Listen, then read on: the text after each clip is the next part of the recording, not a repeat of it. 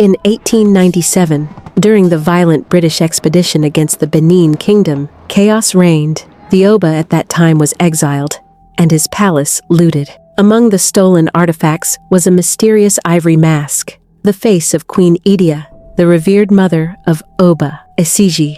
Carved with sacred power and spiritual protection, the mask was never meant to leave Benin soil. It vanished into the hands of collectors, and decades later, ended up forgotten in a dusty British storage unit.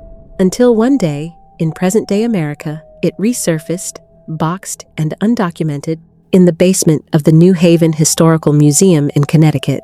With no clue of its true origin, the staff placed it in their new exhibit titled Faces of the Forgotten World.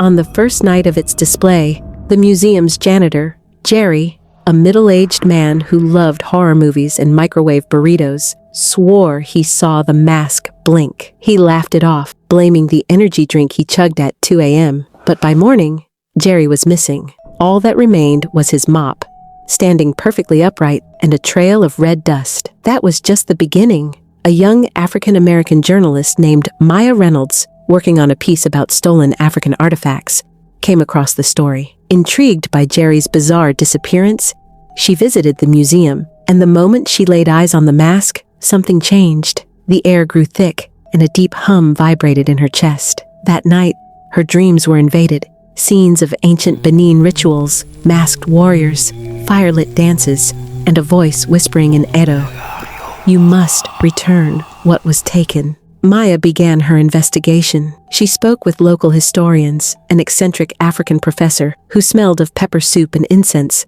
and even visited a Nigerian spiritual center in Harlem. The professor, Dr. Uki, upon seeing the mask's photo, gasped and said, "That is no ordinary relic. That mask holds the spirit of Queen Idia, mother, warrior, seer. It was made not just to honor her, but to hold her essence." As the mask remained on display, the museum became a hotspot for strange events. Security cameras glitching every midnight, a cold wind sweeping the hall despite closed doors, and whispers in Edo echoing through the corridors. A visiting schoolboy fainted after staring at the mask for too long, mumbling, "She's watching." Then came the deaths.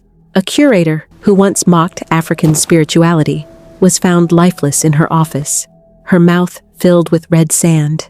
An influencer who posted a mocking TikTok with the mask behind him suffered a stroke hours later. The news began to spread. The museum denied all allegations, calling them coincidences. But Maya wasn't convinced. She returned to the museum one night, sneaking in with the help of a flirty security guard named Mike, who thought it was all African voodoo hype. But when the clock struck midnight, the lights flickered, and Mike was dragged into the shadows by invisible hands. Maya stood frozen until the mask's glass shattered, not outward, but inward, as if the spirit wanted to be free. That night, Maya barely escaped. She drove straight to Dr. UKI home with the mask in her trunk, wrapped in a cloth. "It must be returned to where it belongs," he said. "Only then will the spirit rest." Maya raised funds, shared the story on her blog and social media, which quickly went viral. The Nigerian government took interest. Weeks later, she was on a plane to Benin City, the mask beside her. The moment her plane touched down, the humming in her chest ceased. During the ceremonial return at the royal palace, the current Oba stood before the crowd. Maya placed the mask on an ancestral shrine. A calm wind swept through, carrying whispers that only she could hear. "You listened. I see you." Back in the U.S., the New Haven Museum mysteriously burned down weeks later. No one was hurt, except for a historian who had initially refused to believe in the mask's story. He claimed to have seen a woman in white, eyes glowing, standing in the flames, smiling. And Maya? She became a renowned storyteller, blending journalism with heritage, always reminding the world that stolen things carry more than history. They carry souls.